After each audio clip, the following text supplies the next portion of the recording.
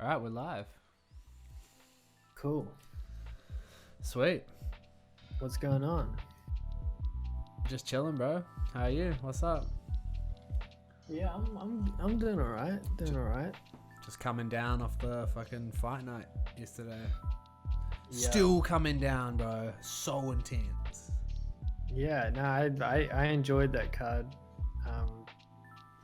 As a fight night, it had some good little storylines going. Islam was a big storyline going in. It could be really high on him, so Yeah, it seemed like he had a lot of pressure going in. Like he really had to sort of turn it on.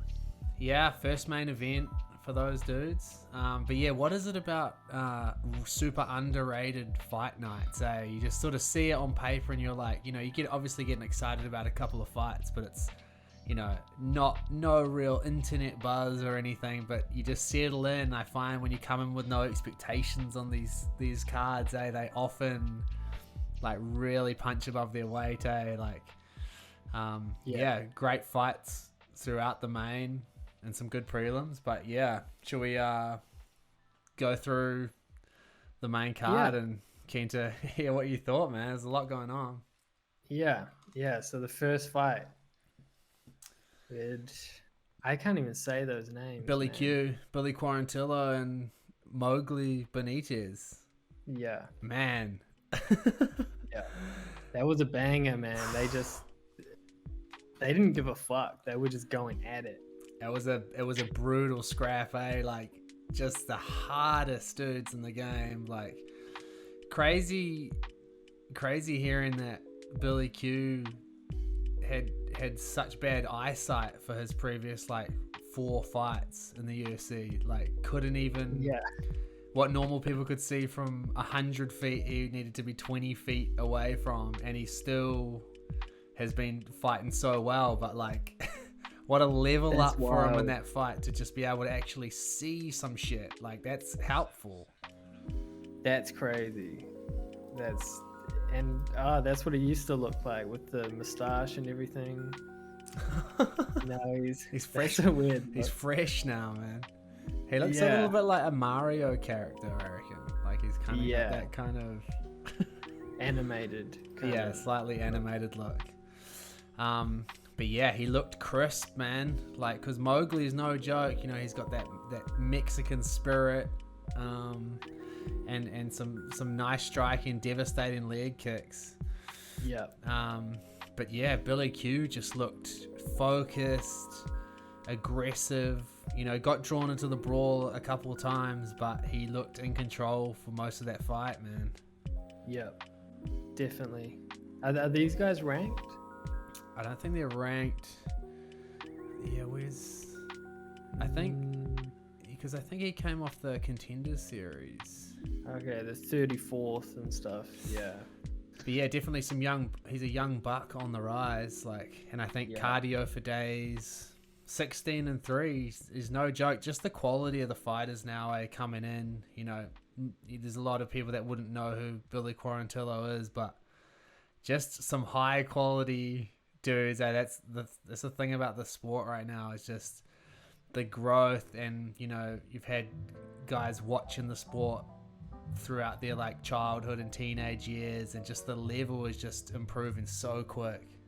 Yeah, and that's what you get on the fight nights. So just sometimes they can be better fights because they're sort of I don't know. You want to see the best fighters go at it on the pay-per-views and stuff, but I don't know. You get some really competitive fights on the fight nights with just people that you just you have no idea who the fuck they are, and then they just kill the fight.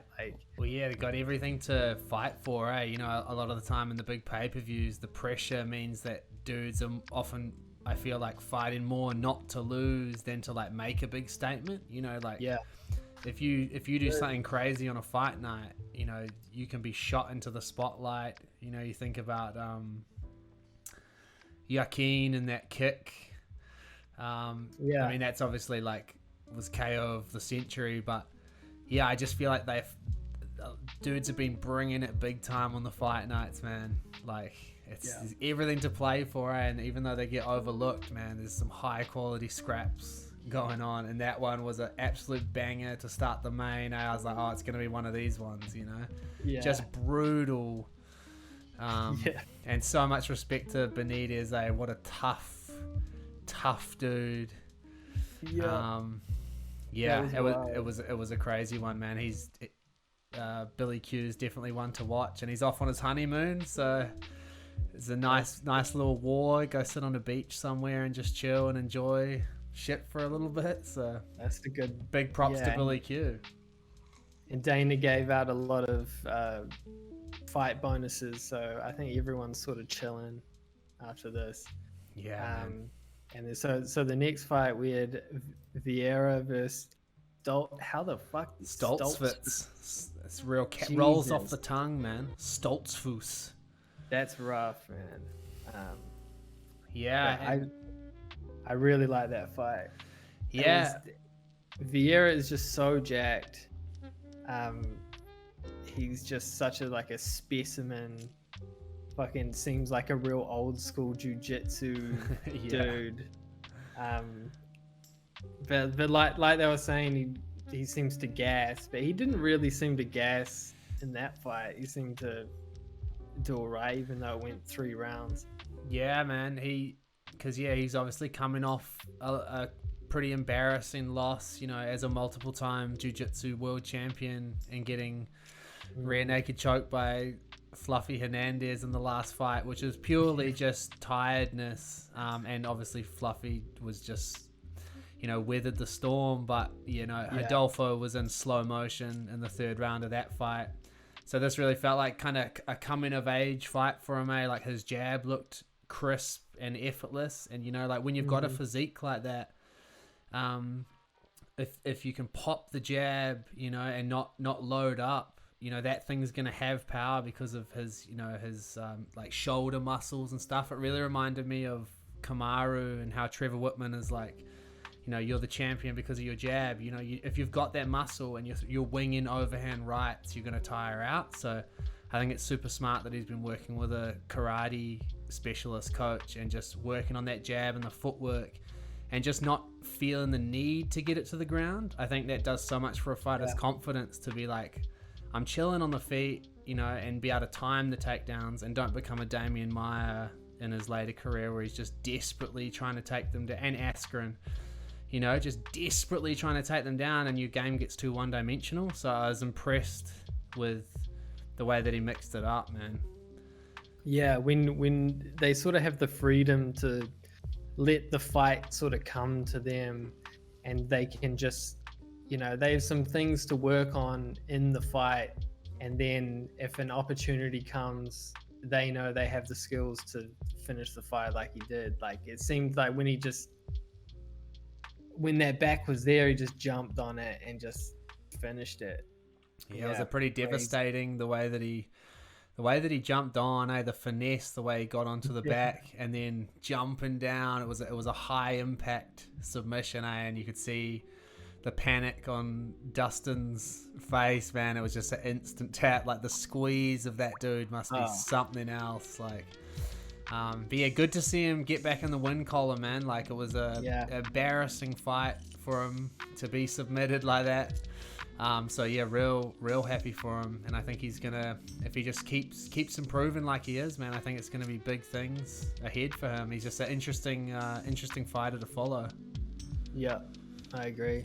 And then we had Jeremy Stevens versus Gamrot. Damn. That was fucking crazy, man.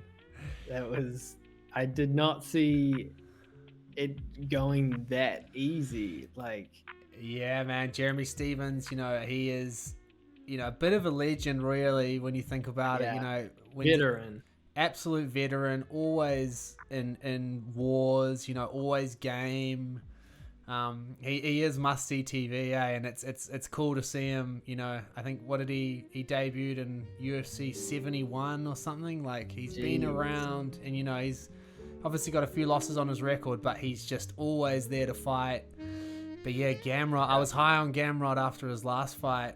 But geez, he looked devastated, man. It's just another example of a fighter, paying his dues outside the UFC. 2 division champion in Poland, and we know, the Polish power. There's some hard characters, and some great fighters coming out of there. So he seems set to make a run, and it was an impressive performance. And to come out of a fight like that and not take any punches from Jeremy Stephens, you got to be fucking happy with that, eh? Because he can crack. He can, yeah. And it sort of makes you think, like, where is Jeremy Stephens at the moment? Like, he's losing a lot against the best guys, but he's just sort of not quite where he once was. I mean, what sort of toll does it take on your body, fighting the way that he does and having the career that he's had? I think he's fought 34 times in the UFC. Like, can you imagine? I mean, imagine fighting 10 times in the UFC, 34 times. So I think he's 3 off Cerrone's record of most fights in the UFC. But yeah, I mean, I did wonder during that, like, was he retiring? Because after the fight, he took the gloves off, and I was like, is this it, man? And you couldn't blame him, because he is in that gatekeeper position right now where you got to fight, 18-1 Gamrot. He's a tricky customer, super well-rounded, super enthusiastic, and one of those dudes, a little bit like Israel, that's coming in for a run. He's not learning on the job. He's fucking here to go, man. But I did feel for Jeremy, man. Like, it must be so frustrating when you're going in for a war and you get ankle picked, and then Kimura, man. So it didn't even look competitive, and yeah, that's got to be the roughest after a full training camp. Everything, your coaches are there, you're all hyped up, and then you don't even get to throw a punch. God. Yeah, the blue balls, man. It would be real. It's real. That's rough. Yeah, and then we had the co-main. There was a lot of storyline here, eh? We had Marlon Renault versus Miesha Tate. A lot of storyline. It was one that wasn't necessarily jumping off the card initially. Like, I was interested to see Miesha, but they did a nice little build up, I felt, and I was in, man. There was a nice little storyline brewing here. Definitely. I was definitely excited for it, just because you just never know, like, is she going to look terrible and that becomes a storyline, or is she going to look really good and then we got another contender for Nunes, which is true. Yeah. A real, like, a hard thing to get to, but much needed. Much needed. And she's been talking a lot of talk, saying that, give her a couple fights and she'll be ready for Nunes, which is ridiculous to even think that. But she looked really good. Like, and Renault is just coming off, and she's really old at the moment, and she just she is old at the moment. She's not getting any younger, man. But yeah, 44, eh? Like, that is 44. Ridiculous achievement. Like, to only start training MMA at 36. Like, that's an unbelievable achievement. And I really liked how she just came out and said, this is my last fight.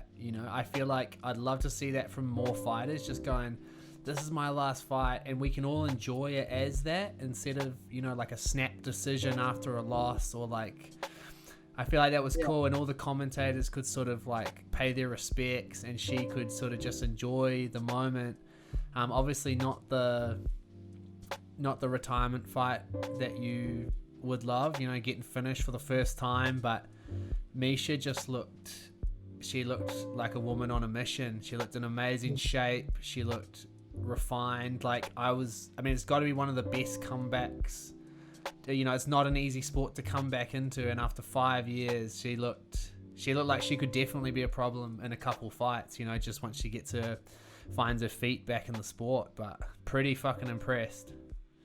Yeah, her wrestling seemed to be there. Like, her little trips that she was doing were really cool. Then her ground and pound, she just seemed like she hadn't missed a beat on the ground. Yeah. But you know, when you compare it to Nunes, do you think that Tate has anything for her?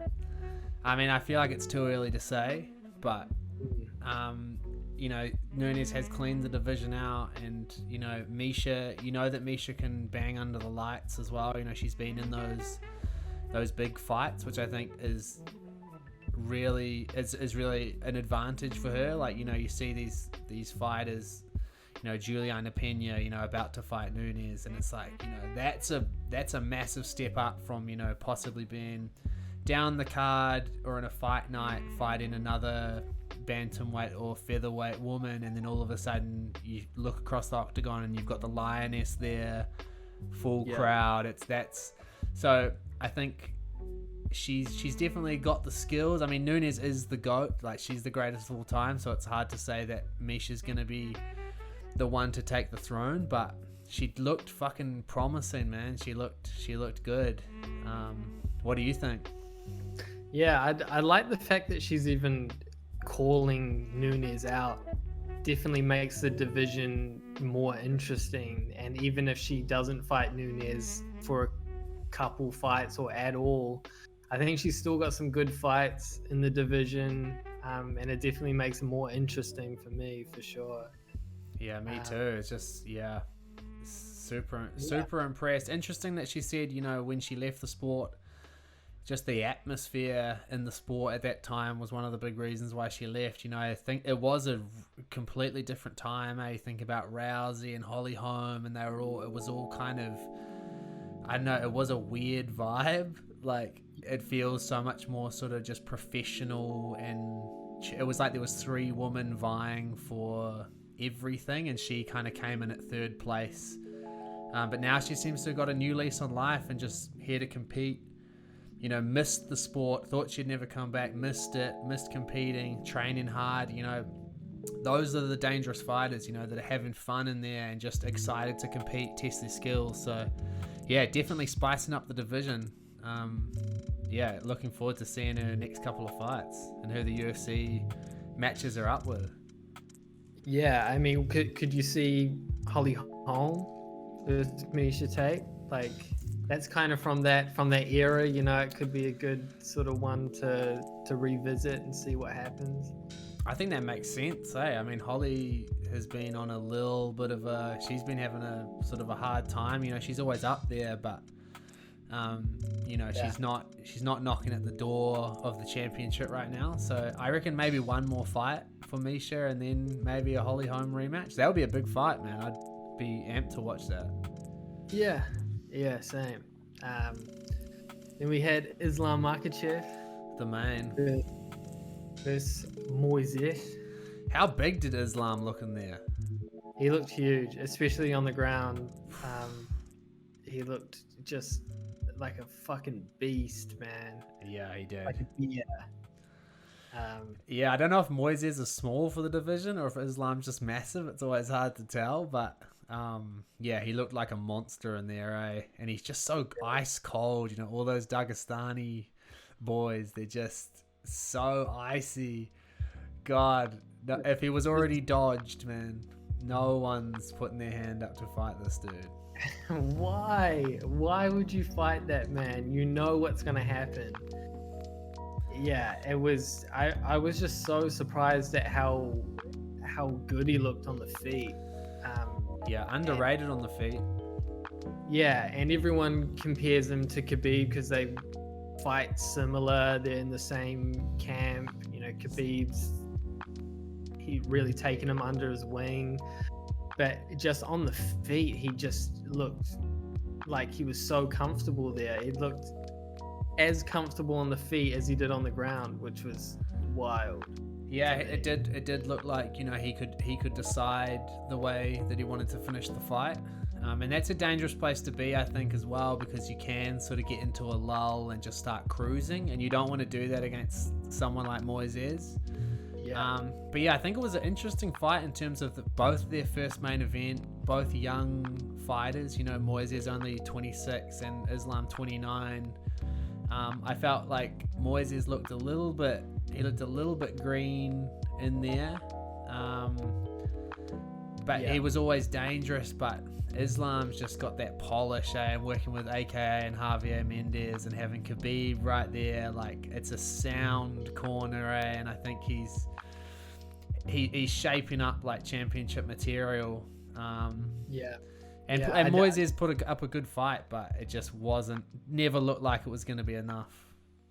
Yeah, to me, it sort of looked how Gaethje looked against Khabib. You know, that dudes get really flustered by the pressure that they put on. He just couldn't get away and couldn't get any space. You know, he likes those kicks, couldn't get those kicks going because it was just in his grill the whole fight against the cage. He knew that Islam could get the takedown whenever he wanted. And Islam's guard that he has on when he's striking, it just looks so hard to fight against. Like, yeah, I don't know. He's just a hard fight for anyone. Yeah, he's a stalker, eh? And yeah, I mean, he was cutting off the cage really well, but also I felt like Moises, you know, his movement, he looked like the pressure was really getting to him. Not much lateral movement. He got pressed up against the cage a lot of times. So I think he'll watch the fight back and be like, okay, I need to not get stalked like this. Like, I need to be creating angles off the cage.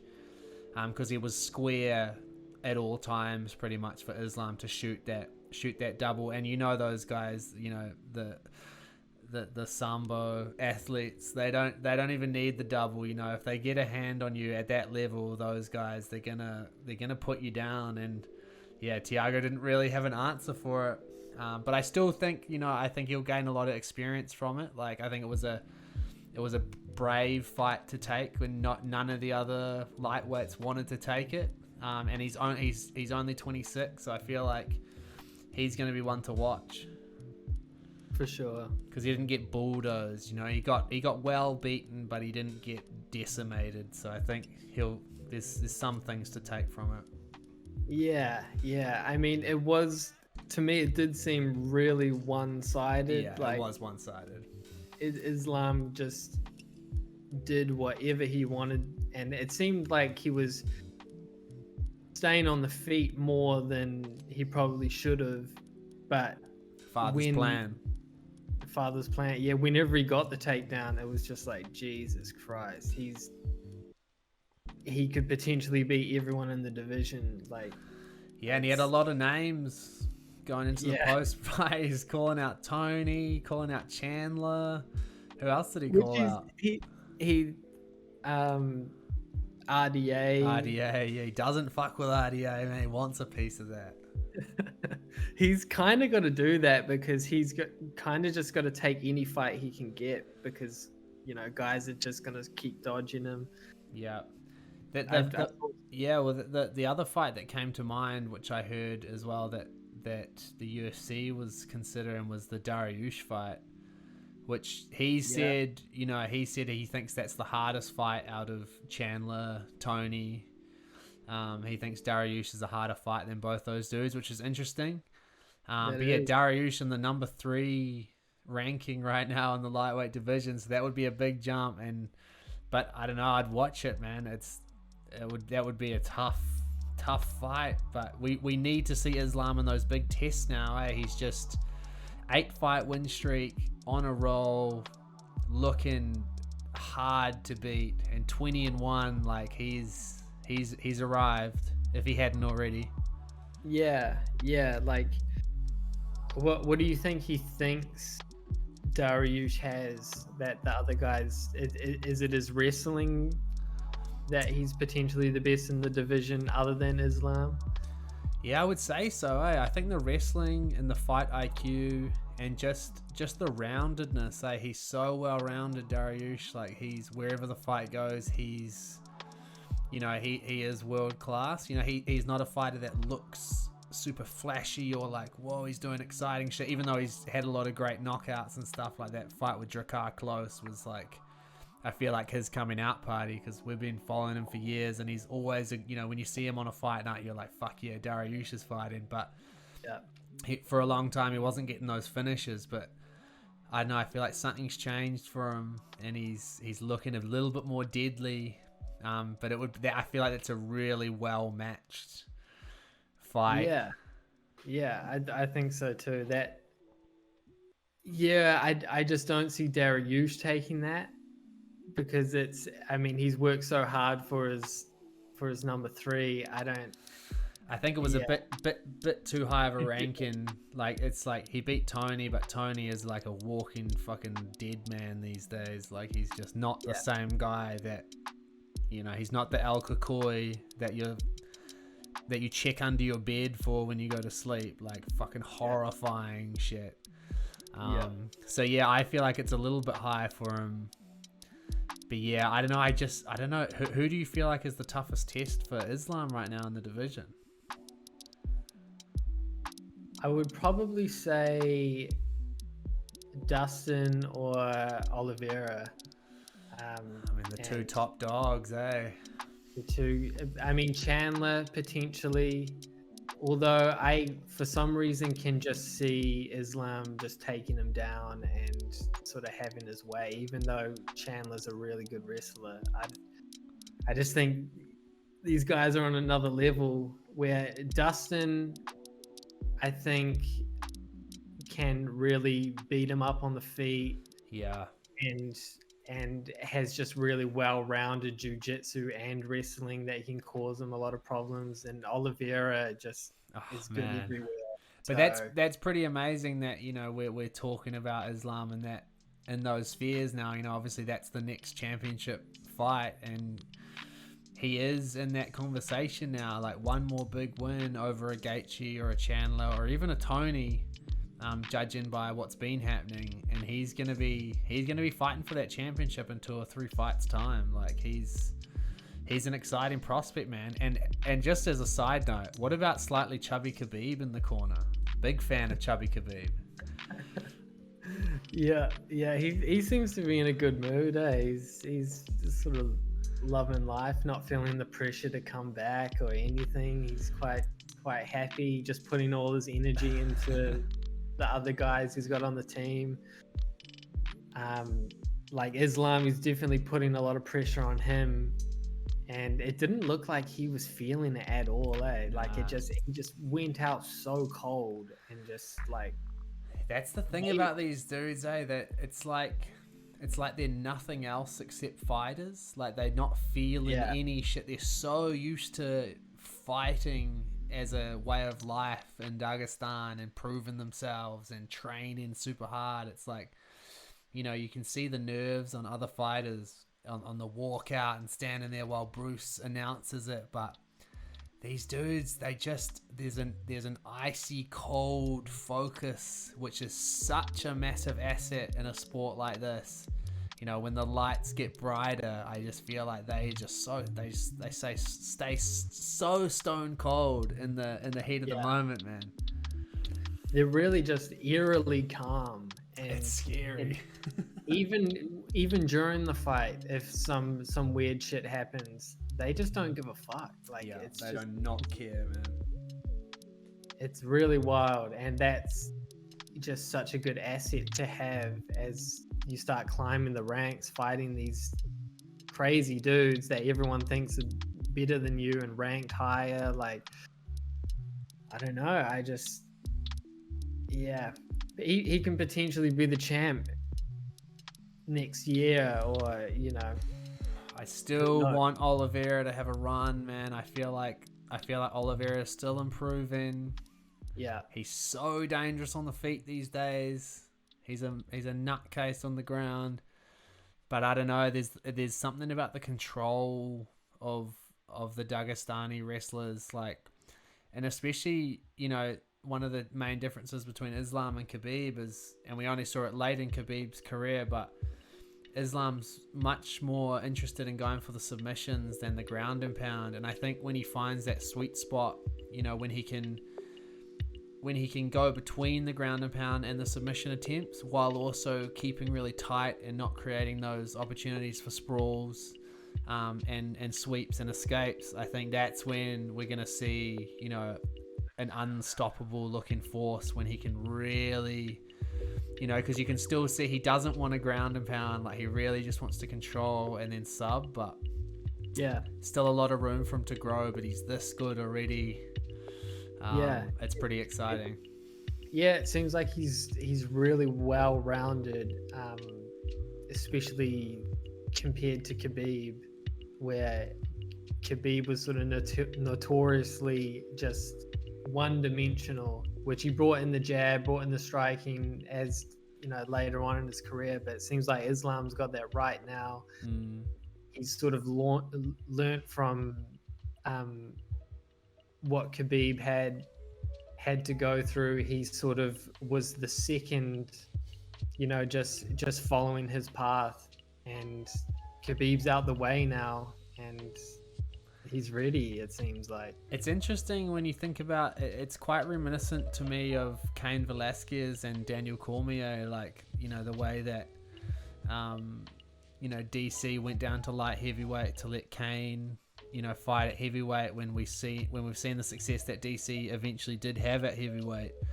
But there's something about the brotherhood at AKA, and the way that the sort of mentorship that we're seeing, you know, like it's really cool to see Khabib step aside, take on that coaching role, and what an inspiring, like, epic dude to have in your corner, like 29-0, like lost like one round in his whole career. Now he's just like sort of chubby and chilling and just fucking helping the next generation. Like, he's a fucking legend, man. Like, came out with a lot of class, like he's really a true martial artist.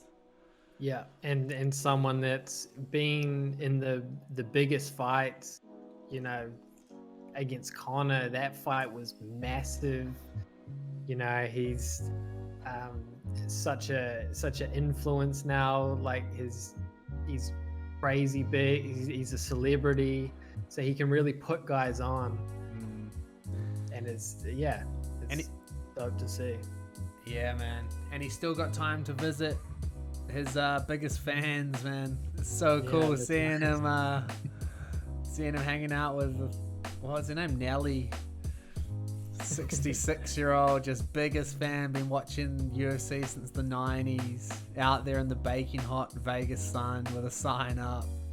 And I think Islam took the video of her and sent it to Khabib, and Khabib's like, yo, yeah, I'm gonna meet up with this chick, and then they made it happen with a little help from Dana. Like, I think that's what people forget about the UFC, that sort of spirit, you know. They think about the blood and guts brawling and this kind of violence, but there's a lot of humanity around today. There's a lot of good characters and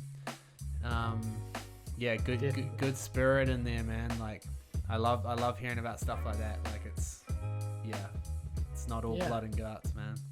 It's not. Yeah, the more you learn about the sport, the more you realize that these guys are, you know, they're smart dudes. They have, you know, they've been through a lot, and fighting's just their sport. You know, it could be basketball, it could be anything. Yeah. And they've just chosen fighting. But from the outside, it looks super barbaric, and only dumb dudes would do this. But, you know, to get to the top of the UFC is just such a wild task. Yeah, I mean, the commitment, the dedication. I have so much respect for them, like it's crazy. And, you know, like, after pretty much every fight, you know, even if there's been bad blood, you know, you see a hug, a warmth, and a respect shown, like, every single time, apart from, you know, maybe Conor screaming doctor's stoppage with his fucking broken leg in the corner. But like, I'm gonna fucking kill you, but he just needs to fucking win a fight. But yeah, you know, you see that warmth because it's like, here across the octagon from you, you know, regardless of what happened in the fight, this is someone that understands you better than most people in the world. You know, what you've been through, what it feels like to step in the cage. And, you know, they always seem like special moments when they share a couple of words after those fights, you know, win or lose. And I don't know, it's fucking beautiful to see. Yeah, it's a sport, you know. It's not, if there's too many feelings going into it, like you hate the fighter you're fighting against, you know, that's probably a bad mindset to have. You know, it's just a sport, and if you win, you win. If you lose, you lose. But yeah, I mean that brings us on to another topic. Conor McGregor, like, did you see the video that he put up when he was rolling around on his little scooter that he had? No, I didn't see it. How did I miss this? Oh, yeah. Well, I think he just got out of surgery, and he was rolling around on a little scooter, and he had his foot up on the handlebars. Jesus. And yeah, someone gave him his phone, which he would probably be still sort of high on, some pain relief sort of stuff. So he seemed to be in like really good spirits and like high as fuck. Yeah, and he sort of filmed like, I think it was like 8 minutes or something, and he was just talking. And there were some weird takes. He made a lot of excuses, saying that he had stress fractures in his leg before the fight. The UFC knew about it. The doctors knew about it, and they still let him fight. Don't fight. You're a big boy, man. If your fucking leg's fractured, like, just don't fight. Like, swallow your pride and say my leg's fractured. No one's gonna be like, you're a little bitch. Like, and I think most fighters would probably have stress fractures going on. To think that it's just Conor going into the fight with stress fractures, I don't know. I don't buy that. And yeah, it just the fact that he keeps sort of deflecting, it just, I don't know, it's leaving a bad taste in my mouth. Other than the deflection that he did, he seemed to be in a good mindset. He seemed to be happy. He was enjoying his life, looking on the positive sides. But just the deflecting is weird. Yeah, well, you can't, win or learn.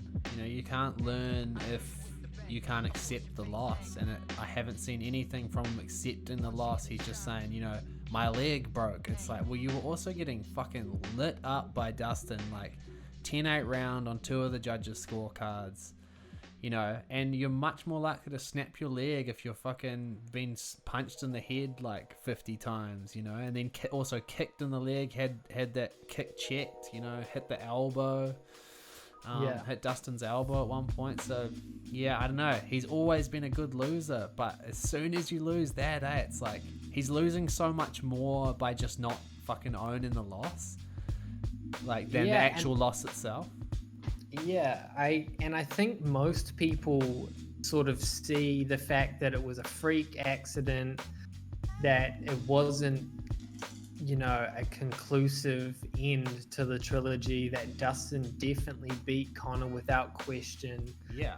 So I don't think you need to keep going on about it. I think you can be a good loser in this situation, and people still want to see another fight between them two. Yeah, I want to see a five fight series, man. That's what I want to see. Conor wins the next one. It goes to a 5th and final fight. It's like the Khabib Tony thing, but we actually get to see the fight. Get the fights, yeah. But there will be the next fight. There will be something that happens that people are just like, nah, we have to see another one. Yeah, it just never gets old. Like, yeah, it's gonna be interesting, man. But yeah, that mindset is not healthy for him. He needs to. I mean, yeah, devastating for him, because he is struggling with losing his. He was such a confidence fighter, like when you knock out Aldo like that and then do what he did to Alvarez at Madison Square Garden, on the biggest card, one of the biggest cards ever at the time. And then to start losing a couple, and then you're just like, oh, he lost to Khabib. That's all good. It's Khabib. But then, he beat Cowboy, but everyone's beaten Cowboy. Yeah. Now he's like mad on the slide, and then 2 losses to Dustin. And he looked, he's trying to recapture his former self, which is, he just needs to go, I got to go from where I am. It's almost like you got to start a new career and just forget that whole shit and just go, that's already happened. He can't be trying to get back to some sort of peak Conor.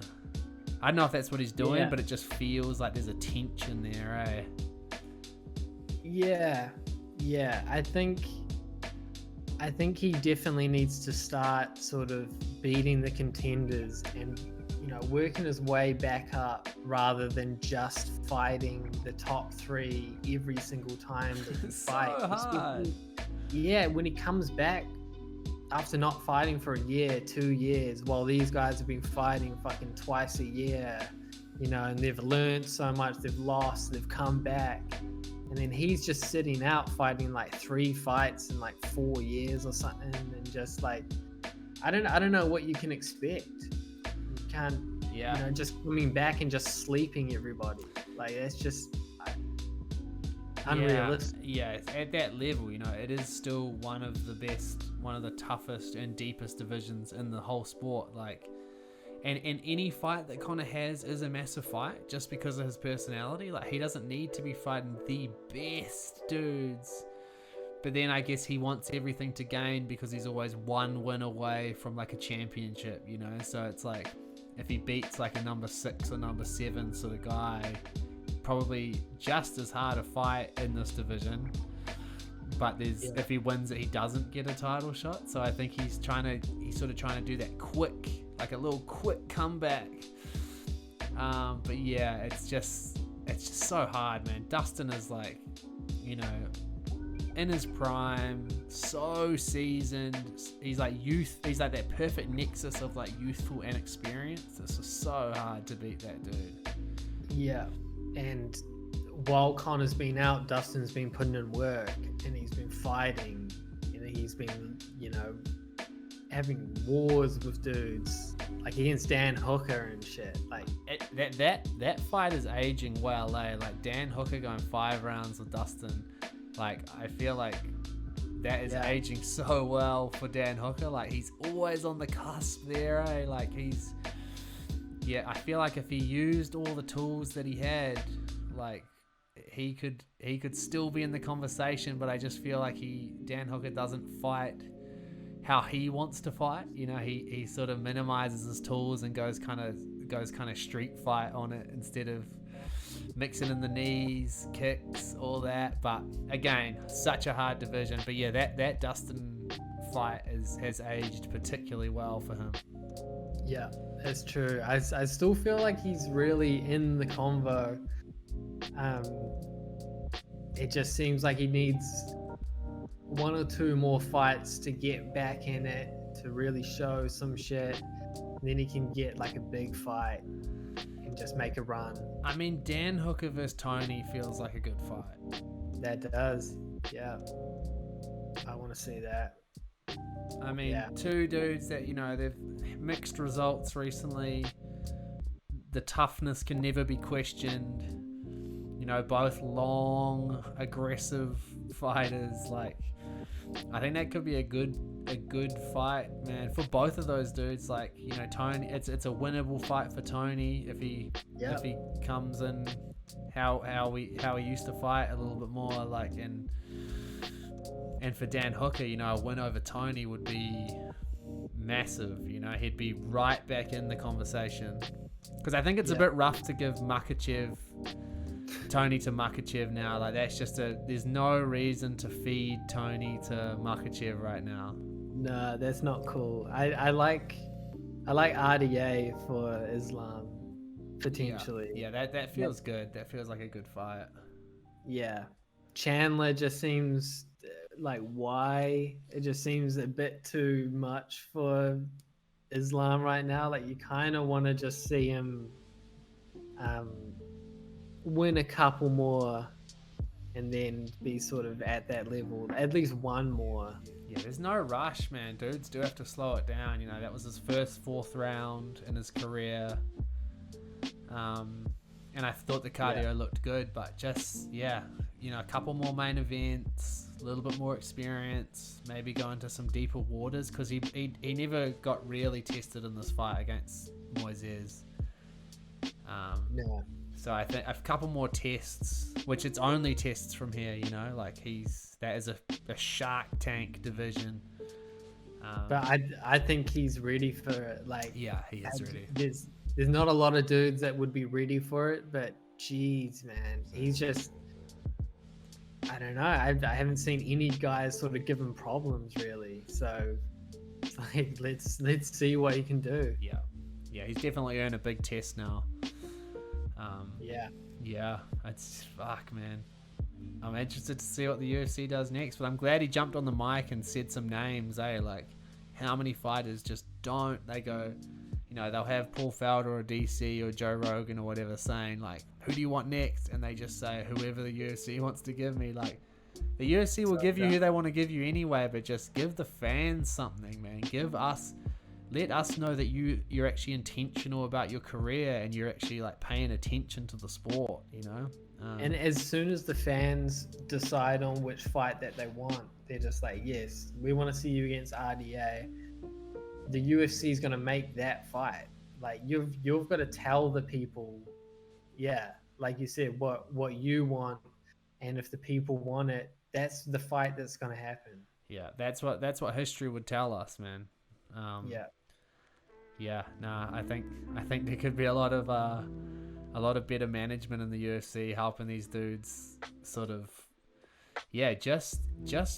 just calling their shots. You see a lot of bad call outs as well, like a dude 20th ranking or something, he's calling out like the champion. It's like that's not a good call out. Like, call out something that actually makes sense. It's still a young sport, dudes are still learning how to, because you have to be not only an amazing fighter, but you have to be good at marketing yourself these days as well. So it's kind of an interesting sport in that sense, like it doesn't have kind of, like if you're in the NBA or something, that just markets itself. The teams are so established that, you still have to stand out from the crowd, but not like this. Like you're kind of a contractor in the UFC, so you have to stand out from the 500 plus fighters on the roster and just do something memorable. Just use that mic time for something, man. Definitely. Yeah. I was thinking the other day, before they had rankings, how did there was just the champion and then everyone else was unranked and you had to work your way into a title shot somehow. It's pretty crazy. I guess everyone sort of knows who the